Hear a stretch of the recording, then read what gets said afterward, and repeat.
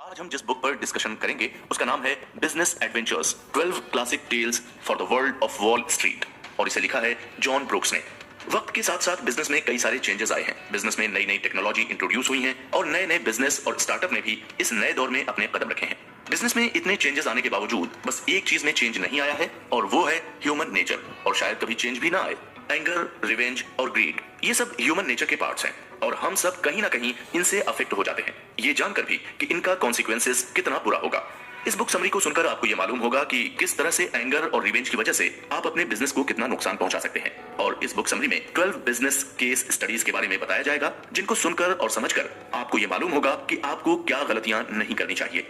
वैसे देखा जाए तो बिजनेस में कोई भी चीज प्रिडिक्टेबल नहीं है। अगर आज एक सक्सेसफुल बिजनेस है तो जरूरी नहीं कि आने वाले 10 सालों में वो और ज्यादा सक्सेसफुल हो जाए। अगर हम 100 साल की बिजनेस हिस्ट्री को पढ़ेंगे तो हम ये देखेंगे कि कई सारी ऐसी कंपनियां जो सक्सेसफुल थीं, लेकिन एक ऐसा भी टाइम आया जब इनको इतना लॉस हुआ कि उन्हें अपना सब कुछ बंद करना पड़ा। दुनिया के सबसे अमीर आदमी में से एक बिल गेट्स का ये कहना है कि अगर आपको एक सक्सेसफुल बिजनेसमैन या एंटरप्रेन्योर बनना है तो आप दूसरों के एक्सपीरियंस और गलतियों से सीखें, और जिसने दूसरों के एक्सपीरियंस और गलतियों से सीखा वो ही इंसान बिजनेस और एंटरप्रेन्योरशिप में सक्सेसफुल होगा। इस बुक समरी में आपको यह मालूम होगा कि बिजनेस में कभी भी इमोशनल होकर या डर कर फैसले नहीं लेने चाहिए। और आप फ्लक्चुएशन, स्टॉक मार्केट एक ऐसी जगह है जहां पर आप कंपनी के शेयर, स्टॉक और सिक्योरिटीज को खरीदते और बेचते हैं। स्टॉक मार्केट की अगर आपको अच्छी नॉलेज है तो आप इसमें पैसे इन्वेस्ट करके अच्छी कमाई कर सकते हैं। हिस्टोरियंस की माने तो स्टॉक मार्केट की शुरुआत डच ईस्ट इंडिया कंपनी ने 1602 ईस्वी में की थी। वहीं कुछ ऐसे भी हिस्टोरियंस हैं जिनका यह मानना है कि स्टॉक मार्केट की शुरुआत 1531 ईस्वी में बर्ग एंटवर्प में हुई थी।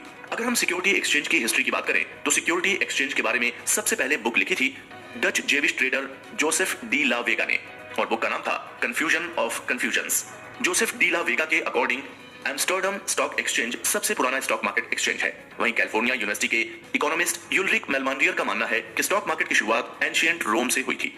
आज के जमाने की बात करें तो स्टॉक मार्केट एक कंट्री की इकोनॉमी का इंटीग्रल पार्ट बन चुका है। आज की डेट में स्टॉक मार्केट में लगभग $1 ट्रिलियन फ्लोट कर रहा है। स्टॉक मार्केट में फ्लक्चुएशन बहुत होती है, कभी मार्केट बुल होती है तो कभी बियर, यानी मार्केट कभी ऊपर जाती है तो कभी नीचे।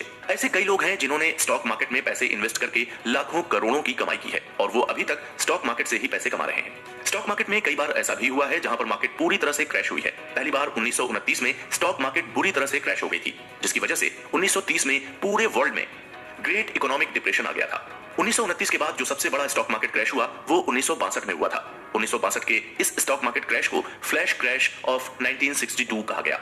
1962 के दौरान अमेरिका के प्रेसिडेंट जॉन एफ कैनेडी थे और इसी वजह से इस स्टॉक मार्केट क्रैश को कैनेडी स्लाइड ऑफ 1962 कहा गया।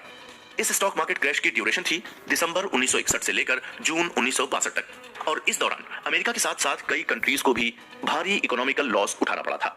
1962 का स्टॉक मार्केट क्रैश एक ऐसा क्रैश था जो बिना किसी वार्निंग के आया। 1962 की शुरुआत में स्टॉक कंसिस्टेंट रेट से गिर रहे थे। 21 मई से लेकर 25 मई 1962 तक स्टॉक मार्केट अपने वर्स्ट फेज में था।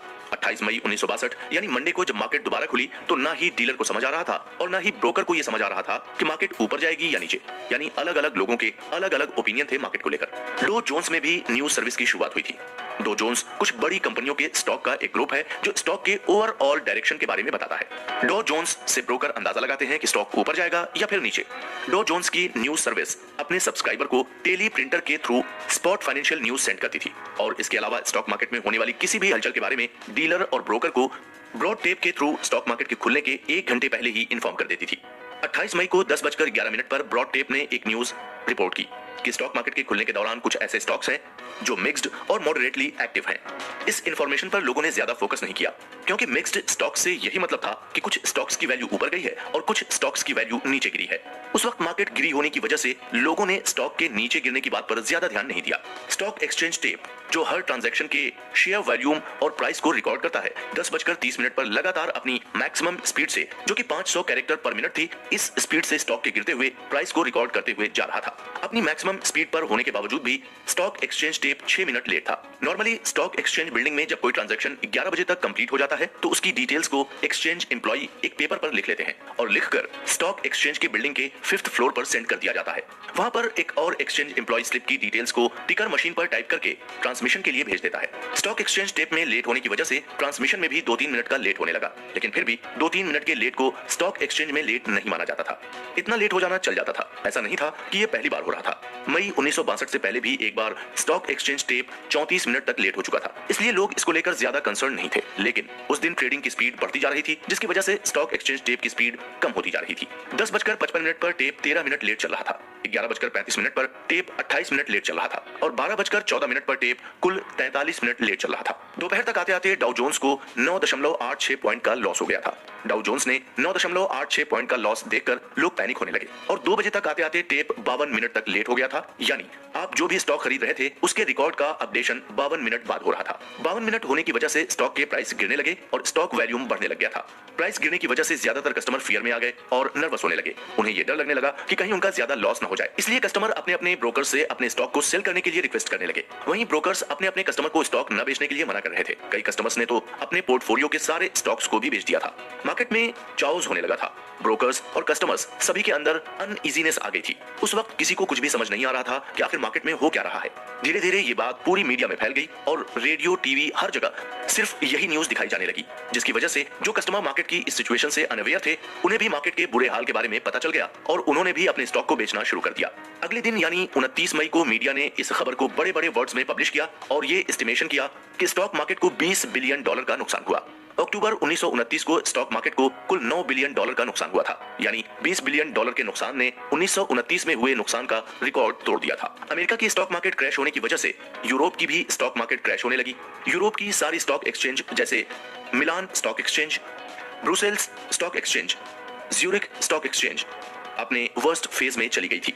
स्टॉक मार्केट क्रैश होने की वजह से कई बड़ी बड़ी कंपनियां जैसे जनरल मोटर्स, IBM, इन सबको बड़ा ही लॉस हुआ था। खैर, अगले ही दिन मार्केट तेजी से रिकवर होने लगता है, क्योंकि लोगों का यह मानना था कि डाउ जोन्स इंडेक्स कभी भी 500 पॉइंट्स के नीचे नहीं जाएगा। लेकिन 3 दिनों तक मार्केट क्रैश होने की वजह से डाउ जोन्स 500 पॉइंट्स के नीचे आ गया और जिसका नतीजा यह हुआ कि सभी इन्वेस्टर्स वापस तेजी से स्टॉक्स खरीदने लगे थे और देखते ही देखते मार्केट इतनी तेजी से बढ़ गया कि स्टॉक मार्केट ने 3 दिनों में जो भी लॉस हुआ था उसे सिर्फ एक ही दिन में रिकवर कर लिया था। कई एक्सपर्ट्स की माने तो स्टॉक मार्केट क्रैश होने की मेन वजह यही थी कि लोगों के अंदर पेशेंस नहीं था, लोगों में डर और काफी नर्वसनेस थी। अगर लोग 52 मिनट तक इंतजार कर लेते तो शायद ये हिस्ट्री का सबसे बड़ा क्रैश नहीं होता।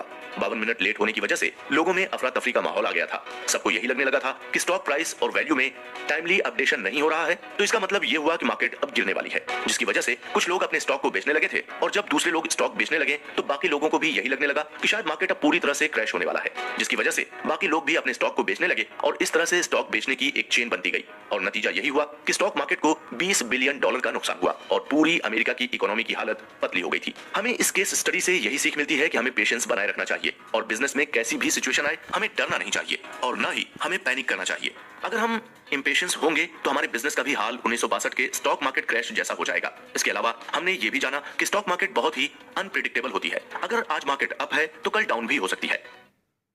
The fate of the itself.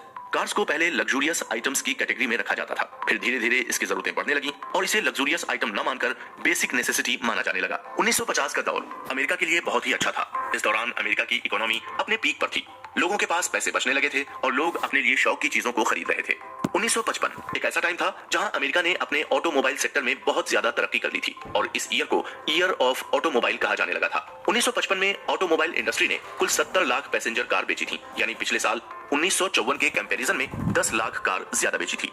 इसी साल जनरल मोटर्स ने भी स्टॉक मार्केट में लगभग $30 करोड़ के स्टॉक बेचे थे, जिससे जनरल मोटर्स को बहुत ही ज्यादा प्रॉफिट हुआ था। और इसी साल जनरल मोटर्स ने यह डिसाइड किया था कि वो एक नई कार लॉन्च करने वाले हैं जो मीडियम साइज में होगी और जिसकी प्राइस रेंज $3000 से लेकर $4000 के बीच में होगी। फाइनली 2 साल एक्सटेंसिव रिसर्च करने के बाद सितंबर 1957 को फोर्ड ने अपनी नई कार एडसेल मार्केट में लॉन्च की और फोर्ड ने पहले साल एडसेल के टोटल 2 लाख मॉडल बेचने का टारगेट रखा था। लेकिन 2 साल बाद फोर्ड ने एडसेल के केवल 1,09,466 मॉडल ही बेचे थे, जिसमें कई हजार कार तो फोर्ड के executives, dealers, salesman, advertising man, assembly line workers ने ही खरीदी थी और जो 1,09,466 कार्स का फिगर था वो 1997 में कुल बेची गई कार से 1% कम था। सोर्सेज की माने तो एडसेल को मार्केट में लॉन्च करने के लिए फोर्ड ने अप्रॉक्स कुल $350 मिलियन खर्च किए थे। $350 मिलियन का नुकसान होने की वजह से फिर 2 साल बाद ही फोर्ड एडसेल का प्रोडक्शन बंद कर दिया गया। कई एक्सपर्ट्स और खुद फोर्ड के टॉप लेवल के ऑफिसर्स को यह समझ में नहीं आ रहा था कि आखिर फोर्ड जैसे इतनी बड़ी कंपनी को इतना बड़ा लॉस कैसे हो सकता है। आखिर कैसे फोर्ड जैसी कंपनी जिसको कार बनाने में इतना एक्सपीरियंस है और जिसने न जाने कितनी कार को लॉन्च किया और आज उसी की लॉन्च की गई कार मार्केट में बुरी तरह से फ्लॉप हो सकती है। ज्यादातर ऑटोमोबाइल एक्सपर्ट्स ने फोर्ड एडसेल के फ्लॉप होने के लिए इसका नाम इनकॉम्पिटेंट एडवर्टाइजिंग और प्रमोशन को रिस्पॉन्सिबल ठहराया। लेकिन देखा जाए तो एडसेल की पुअर सेल्स के लिए ये रीजंस जस्टिफाई नहीं थे। सही मायने में अगर देखा जाए तो एडसेल बनाने का आइडिया इसकी लॉन्चिंग के 7 साल पहले ही आ गया था, जब हेनरी फोर्ड के ग्रैंडसन हेनरी फोर्ड 2 ने मीडियम रेंज की कार बनाने की सोची। लेकिन 1950 में कोरियन वॉर की वजह से इस आइडिया को वहीं पर रोक दिया गया था। लेकिन जब दोबारा 1955 में इकोनॉमी इंप्रूव हो गई तो फिर से इसे लॉन्च करने की प्लानिंग की गई। शायद फोर्ड एडसेल के फेल होने की वजह यही थी कि इसकी प्लानिंग में लंबा टाइम ले लिया गया था, और इतना लंबा टाइम लेने के बाद भी फोर्ड ने प्रोडक्ट की क्वालिटी पर बिल्कुल भी वर्क नहीं किया था। इसके अलावा एडसेल की डिजाइनिंग को भी खराब माना गया और इसे अगली कार कहा जाने लगा।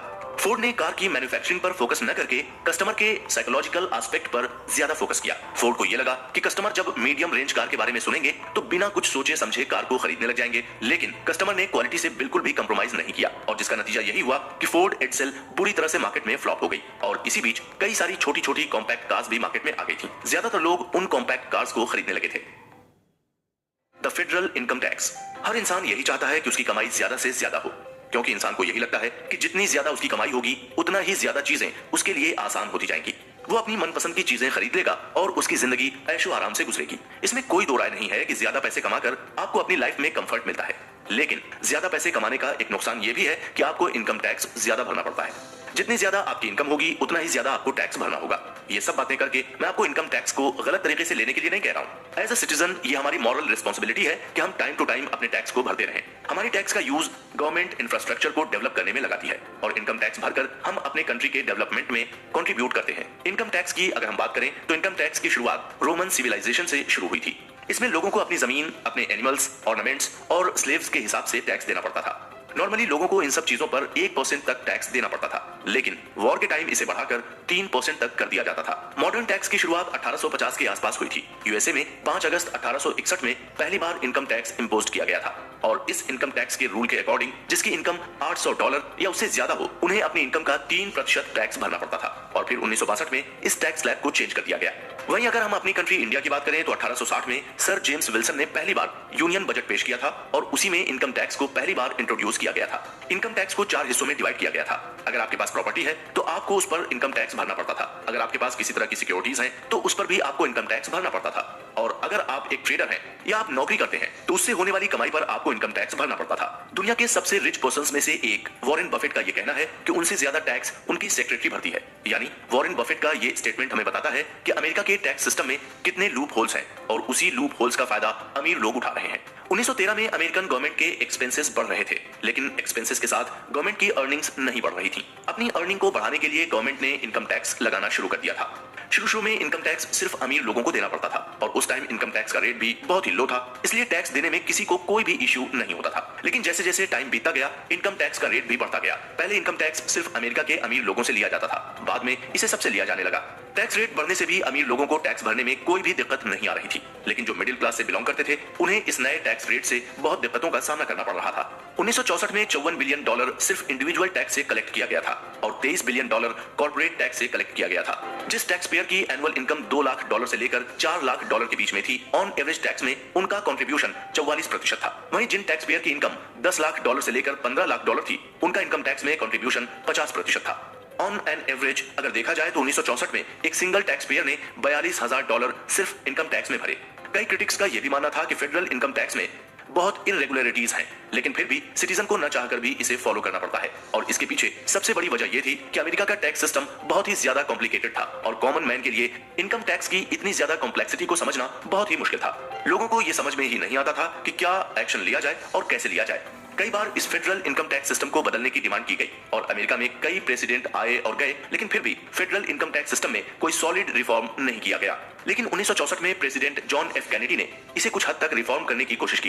प्रेसिडेंट कैनेडी ने कॉर्पोरेट टैक्स को 52% से कम करके 48% कर दिया था, और इंडिविजुअल के बेसिक रेट को भी 2 स्टेजेस में कर दिया था। पहले स्टेज में कम कमाई वालों को 20% से लेकर 14% के बीच इनकम टैक्स भरना पड़ता था। यानी अगर आपकी इनकम ₹100 है तो आपको ज्यादा से ज्यादा ₹20 टैक्स में देने होते थे, और वहीं जिनकी कमाई ज्यादा थी, जो बहुत ज्यादा रिच थे, उन्हें 91% से लेकर 70% तक के बीच टैक्स भरना पड़ता था। कैनेडी के इस टैक्स रिफॉर्म का बहुत ही ज्यादा अपोज हुआ, और अपोज के चलते कैनेडी को यह रिफॉर्म वापस लेना पड़ा। कई लोगों का यह मानना है कि इनकम टैक्स उन कंट्रीज में बेहतर तरीके से इंप्लीमेंट हो सकता है, जो कंट्री पूरी तरह से इंडस्ट्रियल हो और जहां पर लोग वेज यानी मजदूरी और सैलरी पर काम करते हैं। एंशिएंट टाइम्स में सभी को एक फिक्स टैक्स देना पड़ता था, जिसे हेड टैक्स के नाम से जाना जाता था। लेकिन आज के टाइम में टैक्स में इतना ज्यादा डिफरेंस है कि अमीर लोगों को यह लगता है कि उनके साथ इनजस्टिस हो रहा है, उनसे ज्यादा टैक्स लिया जा रहा है। जो मिडिल क्लास के लोग हैं उन्हें भी यही लगता है कि उनके साथ भी इनजस्टिस हो रहा है, उनसे भी ज्यादा टैक्स लिया जा रहा है। 1800 ईस्वी से पहले सिर्फ 2 बार प्रॉपर इनकम टैक्स को एस्टैब्लिश करने की कोशिश की गई थी, 15वीं सेंचुरी में फ्लोरेंस में और 18वीं सेंचुरी में फ्रांस में। इनकम टैक्स के historian late Edwin R.A. Seligman के अकॉर्डिंग फ्लोरेंस टैक्स सिस्टम इसलिए सक्सेस नहीं हो पाया क्योंकि एडमिनिस्ट्रेशन इनएफिशिएंट था और उस टाइम करप्शन भी काफी बढ़ गया था। और फ्रेंच टैक्स सिस्टम इसलिए फेल हो गया था क्योंकि टैक्स सिस्टम अनइक्वल था और जो लो क्लास इनकम के लोग थे उनको ये टैक्स बहुत ही हैवी लग रहा था। फेडरल टैक्स सिस्टम को इंप्रूव न करने की वजह से वक्त के साथ साथ इसमें कई सारे लूप होल्स निकलने लगे थे और इन लूप होल्स का सबसे ज्यादा फायदा उठाने लगे थे रिच क्लास के लोग। रिच क्लास के लोग टैक्स से बचने के लिए बहुत सारे इन्वेस्टमेंट करने लगे थे और उन इन्वेस्टमेंट पर उन्हें टैक्स में भारी छूट मिल रही थी। इसके अलावा रिच लोग अपने पैसे को सेव न करके प्रॉपर्टी में सारे पैसे इन्वेस्ट कर दे रहे थे। प्रॉपर्टी को रेंट पर देकर या उसे बेचकर उन्हें कैपिटल गेन्स होता था और कैपिटल गेन्स पर कोई भी टैक्स नहीं देना पड़ता था। जबकि मिडिल क्लास फैमिली के लिए इन्वेस्टमेंट करना और मल्टीपल प्रॉपर्टी खरीदना बहुत मुश्किल काम था और हाई इनकम टैक्स रेट सबसे ज्यादा मिडिल क्लास फैमिली को ही अफेक्ट कर रहा था।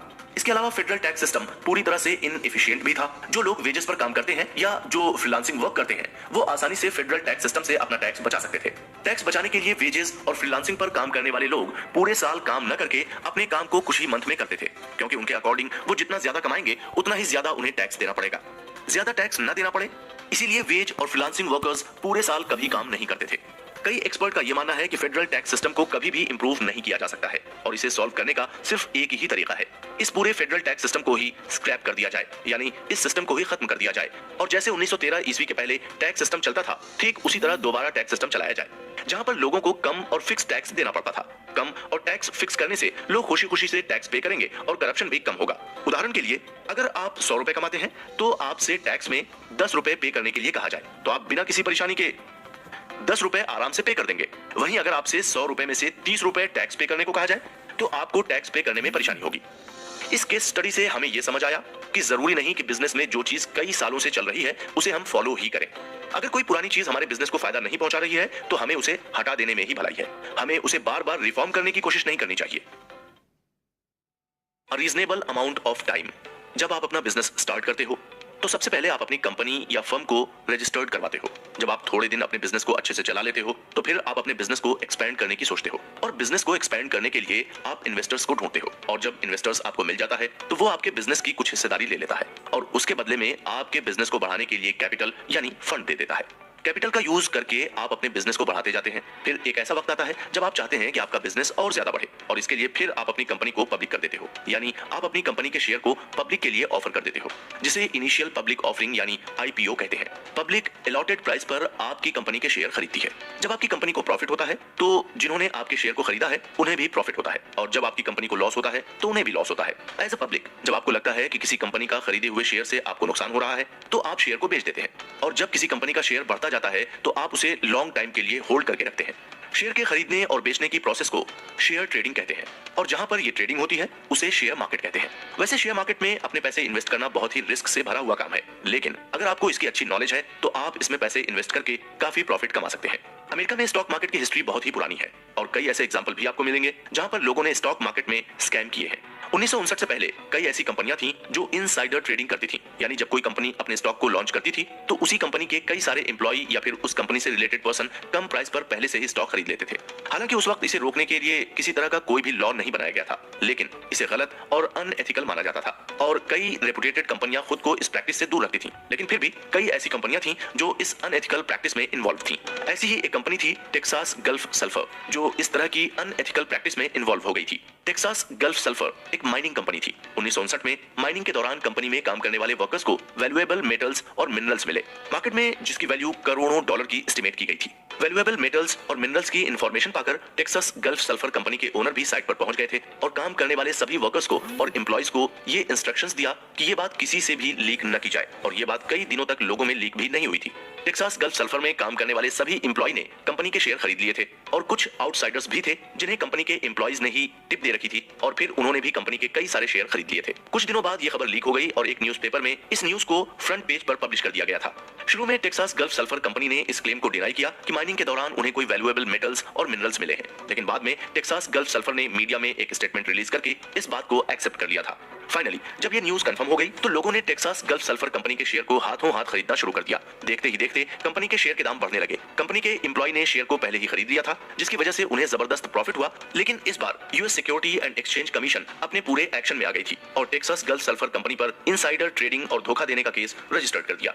कोर्ट में काफी दिनों तक इस केस की सुनवाई हुई और फाइनली कोर्ट ने टेक्सास गल्फ कंपनी को इनसाइडर ट्रेडिंग और डिसेप्शन का गिल्टी पाया और साथ ही साथ कोर्ट ने कंपनी पर डिलिबरेटली मिसलीडिंग न्यूज देने के लिए हैवी पेनल्टी भी लगाई। इस केस के बाद यूएस स्टॉक मार्केट में ये रूल्स और रेगुलेशंस ला दिया गया कि हर कंपनी अपनी फाइनेंशियल न्यूज पब्लिकली शेयर करेगी। कंपनी को अपनी सारी डिटेल बताना होगी। कंपनी को पब्लिक के सामने एसेट्स, लायबिलिटी और डेब्ट्स के बारे में पूरी इंफॉर्मेशन रखनी होगी। इस केस स्टडी से हमने ये सीखा कि हमें सेल्फ सेंट्रिक होकर नहीं सोचना चाहिए और हमें अपने बिजनेस में कभी भी अनएथिकल प्रैक्टिस नहीं करनी चाहिए। बिजनेस करने के जो भी रूल्स और रेगुलेशंस हैं उन्हें सही से फॉलो करना चाहिए। अगर आप अपने बिजनेस में अनएथिकल प्रैक्टिस करेंगे तो आज नहीं तो कल आपको अनएथिकल प्रैक्टिसेस के कॉन्सिक्वेंसेस को फेस करना ही होगा। सो बिजनेस जब भी करें तो ऑनेस्टी के साथ करें। Xerox, xerox, xerox, xerox. आपको मार्केट में कुछ ऐसे ब्रांड्स मिलेंगे जिनके नाम का सिक्का चलता है। ऐसे ब्रांड्स ने मार्केट में अपना नाम, अपनी क्वालिटी और अपनी सर्विसेज के सहारे ही बनाया है और इनकी पॉपुलैरिटी इस कदर होती है कि लोगों को प्रोडक्ट का नाम ही नहीं याद रहता है और जब जब ये शॉपकीपर से प्रोडक्ट खरीदने जाते हैं तो ये प्रोडक्ट का नाम न लेकर ब्रांड का ही नाम लेते हैं। एग्जांपल के तौर पर जब आपको डिटर्जेंट पाउडर लेना होता है तो आप शॉपकीपर से यही बोलते हो ना कि भैया निरमा दे देना, या फिर जब आप शॉपकीपर से पानी की बोतल मांगते हो तो आप उससे ये बोलते हो कि भैया एक बिस्लरी दे देना। यानी आपके दिमाग में ब्रांड का नाम इस कदर बस जाता है कि आप शॉपकीपर या ट्रेडर से डायरेक्ट ब्रांड का नाम लेकर ही प्रोडक्ट मांगते हो। ठीक इसी तरह जब हमें फोटोकॉपी करानी होती है तो हम यही कहते हैं कि भाई एक जीरोक्स कॉपी कर देना, जबकि हमारी कंट्री में आधे से ज्यादा लोगों को यही नहीं पता होता है कि जीरोक्स एक कंपनी है जो फोटोकॉपी मशीन बनाती है। एक जमाना ऐसा भी था जब लोग डॉक्यूमेंट को कॉपी करने के लिए उसे हाथों से सेम टू सेम दूसरे पेपर पर उतार देते थे। ऐसा करने में लोगों का बहुत ही ज्यादा टाइम चला जाता था और डॉक्यूमेंट्स की कॉपी को आसान बनाने के लिए शिकागो की AB डिक कंपनी ने 1887 में मेमोग्राफ मशीन बनाई। इसमें डॉक्यूमेंट्स को कॉपी करने के लिए स्टेंसिल्स का यूज किया जाता था। मेमोग्राफी धीरे धीरे लोगों के बीच में फेमस होता जा रहा था और कई सारे ऑफिसेज में मेमोग्राफ इंस्टॉल भी कर लिया गया था। 1910 में लगभग 20,000 मेमोग्राफ इंस्टॉल कर लिया गया था और 1940 में आते आते लगभग 5 लाख मेमोग्राफ को अमेरिका के सभी ऑफिसेज में इंस्टॉल कर दिया गया था। मेमोग्राफ से लोगों का काम आसान तो हुआ था, लेकिन अभी भी काम में पूरी तरह से एफिशिएंसी नहीं आ पा रही थी। 1940 तक चीजें फास्ट और एडवांस होती जा रही थी। मेमोग्राफ से डॉक्यूमेंट्स कॉपी करना एक टाइम कंज्यूमिंग और एक्सपेंसिव प्रोसेस हो गया था। फिर 1950 में मिन्नेसोटा माइनिंग एंड मैन्युफैक्चरिंग ने थर्मोफैक्स नाम की मशीन मार्केट में इंट्रोड्यूस की, जिसमें हीट सेंसिटिव पेपर का यूज किया जाता था। 1952 में अमेरिकाज फोटोकॉपी ने डायल ऑटोमेटिक नाम की मशीन इंट्रोड्यूस की, जो ऑर्डिनरी फोटोग्राफी के रिफाइनमेंट पर बेस्ड थी। 1953 में ईस्टमैन कोडक ने फोटोकॉपी के लिए एक वेरीफैक्स मेथड का यूज किया, जिसे डाई ट्रांसफर का नाम दिया। उस दौरान तीनों ने मार्केट में अपनी अपनी जगह बना ली थी, क्योंकि तीनों ही कंपनियों ने लोगों की नीड्स को फुलफिल कर दिया था। लेकिन इन तीनों ही कॉपिंग मशीन में कुछ ना कुछ डिफेक्ट्स थे जो लोगों को परेशान किए जा रहे थे।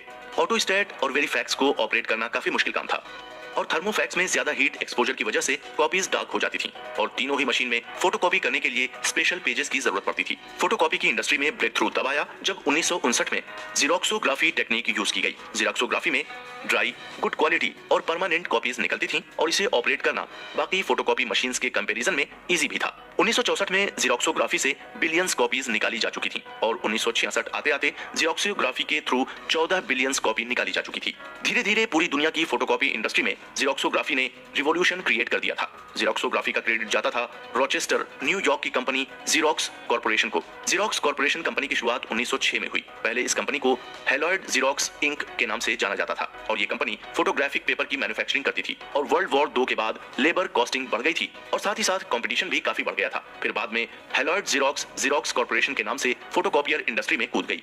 1960 के दौरान जीरोक्स कॉर्पोरेशन एक बहुत बड़ी सक्सेसफुल कंपनी बन चुकी थी। इस कंपनी ने 1959 में ऑटोमेटिक जीरोग्राफिक कॉपियर ऑफिसेस की लगभग $3 करोड़ की सेल की थी। और 1961 में इसकी सेल बढ़कर $6 करोड़ के आसपास हो गई थी। 1966 में आते आते कंपनी की सेल बढ़कर लगभग 100 करोड़ के पास पहुंच गई थी।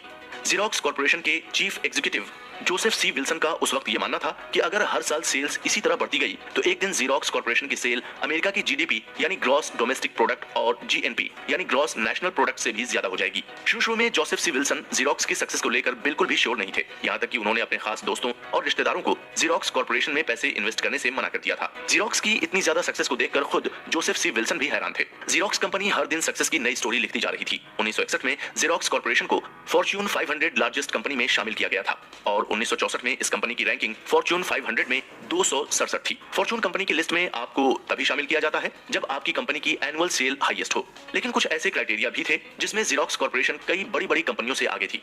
जेरोक्स कॉर्पोरेशन की नेट प्रॉफिट में रैंकिंग 67 थी और ratio of profit to sale में इस कंपनी की रैंकिंग 9 थी। मार्केट वैल्यू में इस कंपनी ने उस वक्त बड़ी कंपनी जैसे P&G, यूएस स्टील, क्रिसलर्स को भी पीछे छोड़ दिया था। कुल मिलाकर जेरोक्स कंपनी पूरी दुनिया में मशहूर हो गई थी और जेरोक्स कंपनी फोटोकॉपी का दूसरा नाम बन गई थी। लोगों की जुबान पर फोटोकॉपी नहीं जेरोक्स कॉपी चढ़ने लग गया था और इसी वजह से इसकी मार्केटिंग भी अपने आप होती जा रही थी। जेरोक्स का बिजनेस पूरी दुनिया में फैल चुका था और जिसकी वजह से ये कंपनी बहुत ही ज्यादा प्रॉफिट में जा रही थी और इसकी कमाई अरबों डॉलर में पहुंच चुकी थी। 1965 का टाइम ऐसा था जब जेरोक्स कंपनी का डाउनफॉल शुरू होने लगा था। प्रॉफिट से कमाए गए पैसे को अपने बिजनेस में इन्वेस्ट न करके जेरोक्स कंपनी ने पैसे को इधर उधर कामों में इन्वेस्ट करना शुरू कर दिया था। जेरोक्स ने अपने पैसे को सोसाइटी में इंफ्रास्ट्रक्चर बिल्ड कराने में लगा दिए थे और साथ ही साथ $4 मिलियन यूएन को भी डोनेट कर दिए थे। इसके अलावा जेरोक्स ने सोशल इशू को लेकर यूएन के साथ एक टेलीविजन प्रोग्राम बनाने की भी डील की थी। बाद में कई एम्प्लॉय के अपोज करने पर इस डील को रोक दिया गया था। इसके अलावा जेरोक्स ने रोचेस्टर यूनिवर्सिटी को भी डोनेशन दिया था। जेरोक्स कंपनी छोटे मोटे टेलीविजन प्रोग्राम को प्रोड्यूस भी करने लगी थी और प्रोग्राम प्रोड्यूस करने के बदले जेरोक्स ब्रेक के दौरान अपना कॉमर्शियल ब्रेक भी चलवाती थी। रिसर्च और डेवलपमेंट पर पैसे खर्च करने की बजाय जेरोक्स कंपनी ने फिलैंथ्रोपी पर अपने पैसे इन्वेस्ट करने शुरू कर दिए थे। जेरोक्स ने एक बड़ी गलती ये कर दी कि इसने अपनी जीरोग्राफी मशीन का पेटेंट नहीं कराया था। इसी दौरान कंपनी के कई सारे कंपटीटर भी फील्ड में आ गए और कंपटीटर्स ने मौके का फायदा उठाया और सस्ते दाम पर जेरोक्स जैसी फोटोकॉपी मशीन बनानी शुरू कर दी थी। धीरे धीरे ऐसा भी वक्त आ गया था जब जेरोक्स को बिजनेस में काफी नुकसान उठाना पड़ा और जेरोक्स के कंपटीटर काफी आगे बढ़ते ही जा रहे थे। जेरोक्स ने जितना 5 से 6 सालों में कमाया था उतना ही गंवा भी दिया था। जिस कंपनी को अमेरिका का फ्यूचर बताया जा रहा था वो कंपनी अब पूरी तरह से डूबने के कगार पर पहुंच चुकी थी। सभी इन्वेस्टर्स इस कंपनी से अपना हाथ खींच ले रहे थे। लोग भी अब इस कंपनी पर ज्यादा ध्यान नहीं दे रहे थे। कंपनी के शेयर के दाम भी गिरते जा रहे थे। कई सारे एम्प्लॉय ने भी कंपनी छोड़ दी थी। जेरोक्स कंपनी अभी भी चल रही है लेकिन अब ये कंपनी नॉर्मल कंपनी की तरह ही है। इस केस स्टडी में हमने ये सीखा कि हमें हमेशा प्रॉब्लम का सॉल्यूशन खोजना चाहिए और सॉल्यूशन के लिए नई टेक्नोलॉजी इन्वेस्ट करनी चाहिए। इसके अलावा इस केस स्टडी में हमने ये भी सीखा कि जब हमें बिजनेस में रैपिड सक्सेस मिले तो हमें उस सक्सेस को दिमाग पर नहीं चढ़ने देना चाहिए। हमें हमेशा आगे बढ़ने की सोचना चाहिए। हमें ये कभी नहीं सोचना चाहिए कि हमने कोई नई चीज बनाई है तो मार्केट में कभी कोई कॉम्पिटिटर नहीं आएगा। आप कोई भी चीज बनाए अगले ही दिन उसका कॉम्पिटिटर मार्केट में आ जाता है। इसके अलावा हमें यह भी सीख मिली कि हमें कितनी भी सक्सेस क्यों न मिल जाए लेकिन हमें हमेशा रिसर्च और डेवलपमेंट पर काम करना चाहिए और अपने प्रॉफिट को बिजनेस में ही लगाना चाहिए। प्रॉफिट को इधर उधर की चीजों में इन्वेस्ट नहीं करना चाहिए। Making the customer whole. Business एक रोलर कोस्टर वाली जर्नी तो है ही, इसके साथ ही साथ हमें बिजनेस में अवेयर रहना बहुत जरूरी है। हमें इस बात का स्पेशल ध्यान रखना चाहिए कि हम जिसके साथ बिजनेस कर रहे हैं वो इंसान ट्रस्ट करने लायक है या नहीं। कई बार ऐसा भी होता है कि जब हम अच्छी डील के चक्कर में लालच में आ जाते हैं और अच्छी डील को देखकर हम अपना दिमाग लगाना भूल जाते हैं और नतीजा ये होता है कि हम फ्रॉड का शिकार हो जाते हैं। 1963 में अमेरिका के प्रेसिडेंट जॉन एफ कैनेडी की अचानक डेथ हो जाने से पूरी कंट्री में क्राइसिस आ गया था। पूरे अमेरिका की इकोनॉमी की हालत खराब हो चुकी थी। महंगाई अचानक से बढ़ गई थी। बड़ी कंपनी के शेयर के दाम घट गए थे। बड़ी कंपनियों के शेयर के दाम घटने की वजह से शेयर मार्केट भी पूरी तरह से गिर चुका था। प्रेसिडेंट जॉन एफ कैनेडी की डेथ से पहले शेयर मार्केट की पोजीशन बहुत बुरी थी लेकिन कैनेडी की डेथ के बाद ये और भी बुरी हो चुकी थी। 1963 के टाइम शेयर मार्केट में कई सारे ब्रोकरेज कंपनियां आ चुकी थीं और उनमें से कुछ ऐसी भी कंपनियां थीं जो न्यूयॉर्क स्टॉक एक्सचेंज में लिस्टेड थीं। इन ब्रोकरेज कंपनियों में जो सबसे फेमस कंपनी थी वो थी इरा हॉफ्ट एंड कंपनी। ये अपने बिजनेस को एक्सपेंड करना चाहती थी और इसके लिए इस कंपनी ने फूड एंड बीवरेज का बिजनेस चुना क्योंकि 1962-63 के दौरान अमेरिका ने US government's food for peace program की शुरुआत की थी और इस प्रोग्राम के अकॉर्डिंग अमेरिका यूरोप को फूड और बेवरेज से रिलेटेड गुड्स को रीजनेबल प्राइस पर एक्सपोर्ट करेगा। इससे यूएसए और यूरोप दोनों की इकोनॉमी को फायदा होगा और वर्ल्ड वाइड फूड इंडस्ट्री भी ग्रो करेगी। इरा हॉफ्ट एंड कंपनी ने फूड बिजनेस को बढ़ाने के लिए पूरी तैयारी कर ली थी और इसके लिए कंपनी फूड इंडस्ट्री से रिलेटेड कंपनी से डील भी करना चाहती थी। फाइनली इरा हॉप्ट कंपनी से सोयाबीन ऑयल और कॉटन सीड ऑयल बनाने वाली कंपनी ने कांटेक्ट किया। इरा हॉप्ट कंपनी को सोयाबीन और कॉटन सीड ऑयल बनाने वाली कंपनी की डील काफी अच्छी लगी और इस डील को पाकर उन्हें यह लगने लगा कि अब वो फूड इंडस्ट्री में भी प्रॉफिट कमाएंगे और धीरे धीरे फूड इंडस्ट्री पर रूल करेंगे, क्योंकि उस वक्त फूड इंडस्ट्री बिल्कुल नई नहीं थी और कोई भी इस इंडस्ट्री में बड़ा मार्केट प्लेयर नहीं था। फाइनली इरा हॉप्ट कंपनी ने इस डील को डन कर दिया था और इस डील के अकॉर्डिंग सोयाबीन और कॉटन सीड ऑयल कंपनी इरा हॉप्ट से पेमेंट लेकर फ्यूचर में कॉटन सीड ऑयल और सोयाबीन ऑयल को डिलीवर करेगी और इस डील को करने के लिए उस ऑयल कंपनी ने वेयर हाउस से एक रिसिप्ट दी जो एक बैंक कोलेटरल की तरह काम करती थी। उस टाइम जो भी बड़ी बड़ी डील होती थी उसे वेयर हाउस की रिसिप्ट दिखाकर कंफर्म किया जाता था, लेकिन इस डील को डन करने से पहले इरा हॉप्ट कंपनी ने अपनी तरफ से कोई भी ड्यू डिलिजेंस नहीं किया था और न ही इस बात की कोई इंफॉर्मेशन कलेक्ट की कि कंपनी कहां से और कब से नेचुरल ऑयल का बिजनेस कर रही है। और इसी का नतीजा यह हुआ कि इरा हॉप्ट कंपनी के साथ बहुत बड़ा कमर्शियल फ्रॉड हो गया। डील करने के बाद इरा हॉप्ट कंपनी को यह पता चला कि रिसिप्ट डॉक्टर थी, यानी फेक थी और सोयाबीन और कॉटन सीड ऑयल नाम की कोई कंपनी ही नहीं थी। इरा हॉप्ट कंपनी की हालत अब बुरी हो चुकी थी क्योंकि बैंक को वापस लौटाने के लिए उनके पास पैसे नहीं बचे थे। बैंक ने भी इरा हॉप्ट कंपनी को इंसॉल्वेंट यानी दिवालिया डिक्लेयर कर दिया था। इंसॉल्वेंट होने की वजह से इरा हॉप्ट को न्यूयॉर्क स्टॉक एक्सचेंज की मेंबरशिप से रिवोक कर दिया गया था, यानी उनकी मेंबरशिप को छीन लिया था। ऑलरेडी उस टाइम इकोनॉमी अपने वर्स्ट फेज में चल रही थी, ऐसे में मेंबरशिप रिवोक करना न्यूयॉर्क स्टॉक एक्सचेंज के लिए भी इजी नहीं था। यहाँ पर न्यूयॉर्क स्टॉक एक्सचेंज ने समझदारी दिखाई और इरा हॉप्ट जैसी बड़ी ब्रोकरेज कंपनी को स्टॉक मार्केट में वापस लाने की कोशिश शुरू कर दी। न्यूयॉर्क स्टॉक एक्सचेंज की लिस्ट में वापस आने के लिए इरा हॉप्ट कंपनी को बैंक के $2 करोड़ चुकाने थे और इस अमाउंट को न्यूयॉर्क स्टॉक एक्सचेंज ने बाकी कंपनियों और इन्वेस्टर्स के साथ मिलकर इसे चुकाया था। न्यूयॉर्क स्टॉक एक्सचेंज ने अपनी तरफ से $70 लाख दिए थे। ये किसी भी स्टॉक एक्सचेंज में ऐसा पहला केस था जहां खुद स्टॉक एक्सचेंज ने किसी कंपनी को बैंकरप्ट होने से बचाया था। इरा हॉप्ट कंपनी की इस तरह की मदद करके न्यूयॉर्क स्टॉक एक्सचेंज ने अमेरिका को एक बहुत बड़े फाइनेंशियल क्राइसिस से बचाया था। इस केस स्टडी से हमें यह सीख मिलती है कि हमें बिजनेस में कभी भी ब्लाइंड ट्रस्ट नहीं करना चाहिए और जब भी हम किसी के साथ बिजनेस करें तो हमें उसके बारे में पूरी इंफॉर्मेशन होनी चाहिए। हमें सामने वाली पार्टी का ड्यू डिलिजेंस भी पूरी तरह से कर लेना चाहिए और ड्यू डिलिजेंस करके ही आगे का स्टेप लेना चाहिए। The last great corner. आज के डिजिटल दौर में चीजें आसान हो गई हैं। आपको किसी भी चीज का ऑर्डर देना है तो आप उसे ऑनलाइन दे सकते हैं और कुछ ही देर में वो चीज आपके डोर स्टेप पर आ जाती है। आने वाले टाइम में कल्चर एक्सटिंक्ट हो जाएगा।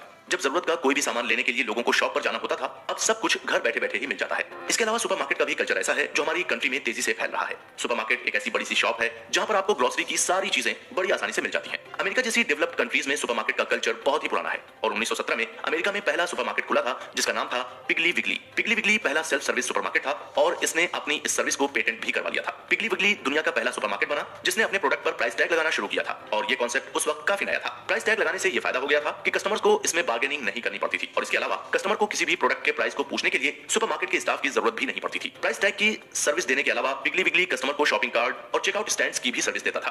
1920 के दौरान पिगली विगली एक बहुत ही पॉपुलर स्टोर बन चुका था। पिगली विगली ने शॉपिंग को एक नया डायमेंशंस दे दिया था। लोग बस स्टोर में जाते थे और अपनी पसंद की कोई भी चीज खरीद लेते थे। अब लोगों को अलग अलग चीजें खरीदने के लिए अलग अलग शॉप पर नहीं जाना पड़ता था। पिगली विगली स्टोर्स ने शॉपिंग को बहुत ही आसान बना दिया था। पिगली विगली की सक्सेस इस कदर बढ़ गई थी कि 2 साल के अंदर ही अंदर यानी 1922 में पिगली विगली स्टोर ने खुद को पब्लिक कर दिया था और अपने आप को न्यूयॉर्क स्टॉक एक्सचेंज में लिस्ट करा दिया था। कई लोग पिगली विगली स्टोर के शेयर को खरीदने लगे थे और कई इन्वेस्टर्स भी पिगली विगली स्टोर में इन्वेस्ट करने लगे थे। 1923 पिगली विगली स्टोर के लिए काफी बुरा रहा। इस साल इस स्टोर की कई फ्रेंचाइजी को लॉस होने की वजह से बंद करना पड़ा। लॉस की वजह से कई इन्वेस्टर्स और वॉल स्ट्रीट प्रोफेशनल्स पिगली विगली स्टोर के शेयर पर बियर रेड करना चाहते थे, यानी इन्वेस्टर्स ये चाह रहे थे कि पिगली विगली स्टोर के शेयर और गिर जाएं जिससे वो कम प्राइस पर ज्यादा से ज्यादा शेयर खरीद सकें। इन्वेस्टर्स ने बियर रेड करके पिगली विगली के शेयर की प्राइस को काफी गिरा दिया था और प्राइस को गिराने के बाद ज्यादा से ज्यादा शेयर को खरीदते चले गए। इन्वेस्टर्स के इस हरकत के बारे में पिगली विगली स्टोर के फाउंडर क्लारेंस सॉन्डर्स को भी पता चल गया था और इन्वेस्टर्स के इस मूव से सॉन्डर्स काफी नाराज थे और वो इन्वेस्टर्स से इस हरकत के लिए रिवेंज लेना चाहते थे। सॉन्डर्स ने मीडिया को यह स्टेटमेंट भी दिया था कि वो इन्वेस्टर्स और वॉल स्ट्रीट प्रोफेशनल्स को उन्हीं के खेल में हराएंगे और जैसा इन्वेस्टर्स ने किया है वैसा ही वो भी करेंगे। हालांकि सॉन्डर्स को स्टॉक मार्केट के बारे में कोई भी नॉलेज नहीं थी। पिगली विगली स्टोर की न्यूयॉर्क स्टॉक एक्सचेंज में लिस्टिंग से पहले सॉन्डर्स ने कभी भी किसी कंपनी का शेयर नहीं खरीदा था, लेकिन क्लारेंस सॉन्डर्स इन्वेस्टर्स से रिवेंज लेना चाहते थे और रिवेंज लेने की वजह से उन्होंने अपनी ही कंपनी पिगली विगली स्टोर्स के 98% शेयर्स को वापस खरीद लिया था। सॉन्डर्स के शेयर खरीदते ही शेयर मार्केट में भूचाल सा आ गया था और पिगली विगली के शेयर के प्राइस भी बढ़ गए थे। इसका नतीजा ये हुआ कि इन्वेस्टर्स को बहुत ही ज्यादा लॉस उठाना पड़ा और इन्वेस्टर्स डेप्ट में आ चुके थे।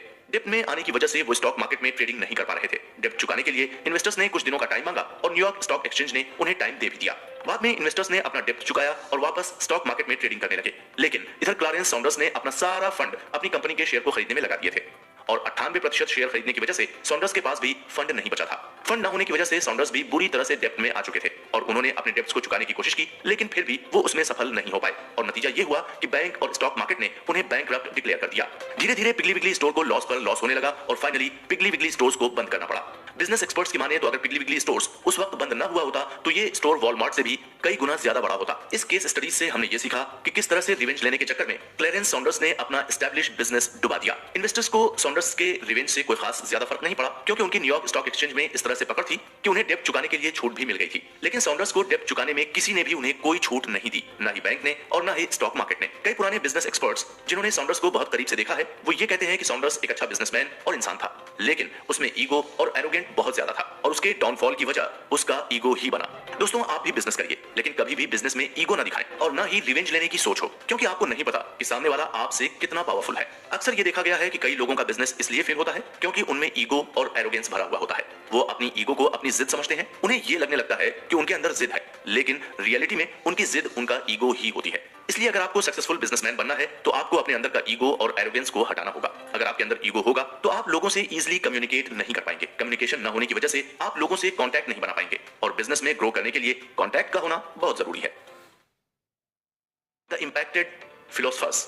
बिजनेस में कम्युनिकेशन का होना बहुत ही जरूरी है। अगर अच्छा कम्युनिकेशन ना हो तो बनी बनाई चीजें भी बिगड़ जाती हैं। अगर आप किसी बड़ी कंपनी में सीईओ या एमडी हैं और अगर आपने अपने मैसेज को अपने एम्प्लॉय से सही से कम्युनिकेट नहीं किया तो आपके और आपके एम्प्लॉय के बीच में एक गैप हो जाएगा और उस गैप का रिजल्ट आपको अपनी कंपनी और एम्प्लॉयज दोनों पर दिखेगा। अगर किसी कंपनी की परफॉर्मेंस खराब होती है तो इसका मतलब यही होता है कि कहीं ना कहीं टॉप लेवल मैनेजमेंट और एम्प्लॉयज के बीच में कम्युनिकेशन गैप हो रहा है।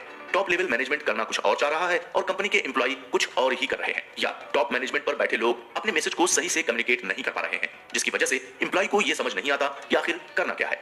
कभी कभी इसी कम्युनिकेशन गैप या फेलियर की वजह से ही बड़े बड़े क्राइम भी हो जाते हैं और जब कम्युनिकेशन गैप की वजह से क्राइम होते हैं तो टॉप मैनेजमेंट पर काम करने वाले मैनेजर और एग्जीक्यूटिव तो बच जाते हैं, लेकिन फंसते हैं टॉप मैनेजमेंट के नीचे काम करने वाले एम्प्लॉय। कुछ ऐसा ही किस्सा हुआ था अमेरिका की सबसे मशहूर कंपनी जनरल इलेक्ट्रिक कंपनी यानी जीई, जिसको 1892 में एस्टैब्लिश किया गया था और इस कंपनी की नींव रखी थी थॉमस अल्वा एडिसन ने। 1889 के दौरान थॉमस एडिसन को इलेक्ट्रिक से रिलेटेड बिजनेस में काफी इंटरेस्ट था और इसी इंटरेस्ट की वजह से एडिसन ने सबसे पहले एडिसन लैंप कंपनी की शुरुआत की और फिर जब ये कंपनी चलने लगी तो एडिसन ने एडिसन मशीन वर्क्स के नाम से एक नई कंपनी शुरू की। शुरू में Edison machine work electric Motors और डायनमो की मैन्युफैक्चरिंग करती थी और फिर धीरे धीरे इस कंपनी ने इलेक्ट्रिक लाइटिंग डिवाइस और सॉकेट्स को भी मैन्युफैक्चर करना शुरू कर दिया था। धीरे धीरे एडिसन ने कई सारे इलेक्ट्रिक अप्लायंसेस पर पेटेंट लेना शुरू कर दिया था और एडिसन को पेटेंट लेने में मदद की थी उस वक्त के मशहूर बिजनेसमैन और इन्वेस्टर जेपी मॉर्गन ने। जेपी मॉर्गन और उनके बिजनेस पार्टनर एंथोनी जे ड्रेक्सल ने एडिसन के कई सारे रिसर्च को फाइनेंस भी किया था। फाइनली 15 अप्रैल 1892 को जेपी मॉर्गन, थॉमस एडिसन और उनके फ्रेंड चार्ल्स ए कॉफिन ने मिलकर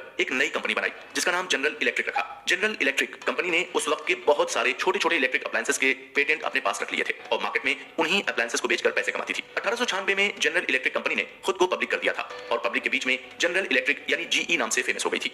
जीई उन 12 कंपनियों में से एक थी जो पहली बार डाउ जोन्स इंडस्ट्रियल एवरेज में लिस्ट की गई थी। जैसे जैसे जीई कंपनी बड़ी होती जा रही थी वैसे वैसे ही ये कंपनी मार्केट में अपनी मोनोपोली भी बनाती जा रही थी। जीई कंपनी का स्टेटस इस तरह से बढ़ गया था कि कोई दूसरी कंपनी इससे कंपटीशन लेने से घबराती थी। यहां तक कि कंपनी का डोमिनेंस इस कदर बढ़ गया था कि ये कंपनी मार्केट में अवेलेबल प्रोडक्ट्स के प्राइस को अफेक्ट कर देती थी। यानी ये कंपनी जिस प्रोडक्ट के प्राइस को बढ़ाना चाहती है उसके प्राइस को बढ़ा देती थी और जिस प्रोडक्ट के प्राइस को कम करना चाहती थी तो कम कर देती थी। बाकी छोटी मोटी इलेक्ट्रिक कंपनियां जीई कंपनी के इन्फ्लुएंस में रहकर ही काम करती थी। 1950 का टाइम ऐसा था जो जीई कंपनी के लिए एक पूरे सपने की तरह था। जीई कंपनी पर प्रोडक्ट के प्राइस फिक्सिंग का एलिगेशन लगा। जीई कंपनी पर यह एलिगेशन लगा कि इस कंपनी ने छोटी छोटी 29 कंपनियों के साथ मिलकर 1.75 बिलियन डॉलर की मशीनरी के प्राइस फिक्स किए थे और इस प्राइस फिक्सिंग की वजह से कंज्यूमर को मशीनरी के एक्चुअल प्राइस से 25% से ज्यादा प्राइस देना पड़ा। प्राइस फिक्सिंग का मैटर इस कदर बढ़ गया कि यह केस कोर्ट ने अपने हाथ में ले लिया था। कोर्ट ने इस मामले को बारीकी से समझा और समझने के बाद कंपनी में काम करने वाले कई मैनेजर्स को प्राइस फिक्सिंग के जुर्म में जेल जाने की सजा सुनाई। लेकिन इसमें सबसे ज्यादा इंटरेस्टिंग बात यह थी कि जीई कंपनी के टॉप मैनेजमेंट और एग्जीक्यूटिव को कुछ भी नहीं हुआ, यानी कोर्ट ने उन्हें कोई सजा नहीं दी। एक्सपर्ट्स की माने तो प्राइस फिक्सिंग जैसा बड़ा खेल टॉप मैनेजमेंट और एग्जीक्यूटिव की हेल्प के बिना हो ही नहीं सकता था और इस केस में खुद को बचाने के लिए टॉप मैनेजमेंट और एग्जीक्यूटिव ने मैनेजर्स को फंसा दिया था। उस दौरान जीई कंपनी में 2 पॉलिसीज चलती थी, एक ऑफिशियल पॉलिसी, दूसरी इंप्लाइड पॉलिसी। ऑफिशियल पॉलिसी में कंपनी एग्जीक्यूटिव अपने एम्प्लॉय को क्लियर ऑर्डर देता है और उस ऑर्डर में कुछ भी हिडन नहीं होता है। ऑर्डर मिलने के बाद एम्प्लॉय को उस ऑर्डर को फौरन फॉलो करना होता है। इंप्लाइड पॉलिसी में कंपनी एग्जीक्यूटिव अपने एम्प्लॉय को कोड लैंग्वेज में या फिर साइन लैंग्वेज में मैसेज देता है और उस एम्प्लॉय को खुद से ये डिकोड करना होता है कि एग्जीक्यूटिव का एक्चुअल मैसेज क्या है, एग्जीक्यूटिव एम्प्लॉय से क्या चाहता है और अगर मैनेजर एग्जीक्यूटिव के मैसेज को एग्जैक्टली नहीं डिकोड कर पाता है तो ये गलती मैनेजर की ही मानी जाती है। एज ए मैनेजर ये उनकी रिस्पॉन्सिबिलिटी होती है कि वो अपनी कंपनी के एग्जीक्यूटिव के कोड मैसेज को समझें। जब कोर्ट में एग्जीक्यूटिव और मैनेजर्स को पेश किया गया तो एग्जीक्यूटिव ने सारा ब्लेम मैनेजर्स पर डाल दिया। उनका ये कहना था कि उन्होंने मैसेज कुछ और दिया था, लेकिन मैनेजर्स की गलत इंटरप्रिटेशन की वजह से ही ये क्राइम हुआ। वहीं मैनेजर्स का ये कहना था कि अपने कॉम्पिटिटर्स के साथ प्रोडक्ट की प्राइस डिस्कस करना कंपनी के अकॉर्डिंग इलीगल था, लेकिन उन्होंने ये एज्यूम किया कि एग्जीक्यूटिव्स को सब मालूम है और उन्हें प्राइस फिक्सिंग के बारे में पूरा आइडिया है, यानी सब कुछ एग्जीक्यूटिव के गाइडेंस में हो रहा है। क्लियरली यहाँ पर एग्जीक्यूटिव ने पॉलिसी की आड़ में खुद को सेव कर लिया था, लेकिन इस पॉलिसी की वजह से एम्प्लॉय को कन्विक्ट किया गया उस क्राइम के लिए जो उन्होंने एक्चुअली में किया ही नहीं था। एक्सपर्ट्स ने इसे कम्युनिकेशन फेलियर का केस बताया और इस केस से हमें यह सीख मिली कि एक बिजनेस में प्रॉपर कम्युनिकेशन का होना कितना जरूरी है। इसके अलावा इस केस को समझकर हमने ये जाना कि जब हम मुसीबत में होते हैं तो अक्सर लोग हमारा साथ नहीं देते हैं। जैसे इस केस में एग्जीक्यूटिव्स ने खुद को बचाने के लिए अपने यहाँ काम करने वाले एम्प्लॉयज का साथ नहीं दिया। दोस्तों, जब भी हम बिजनेस करें या किसी कंपनी में काम करें तो हमें खुद को अलर्ट रखना चाहिए। हमें अगर अपने बॉस की बात समझ में नहीं आ रही है तो हमें उसी वक्त क्लियरली पूछ लेना चाहिए। चीजें बाद में बुरी होने से बेहतर है कि आप चीजों को उसी वक्त क्लियर कर लें, क्योंकि सबको अपनी नौकरी अपना बिजनेस प्यारा है और जब कोई बुरी सिचुएशन आती है तो सब अपने आप को ही सेव करने की सोचते हैं। इससे जरूरी यह है कि आपके आसपास क्या हो रहा है उसको लेकर आप हमेशा अवेयर रहें। A second sort of life.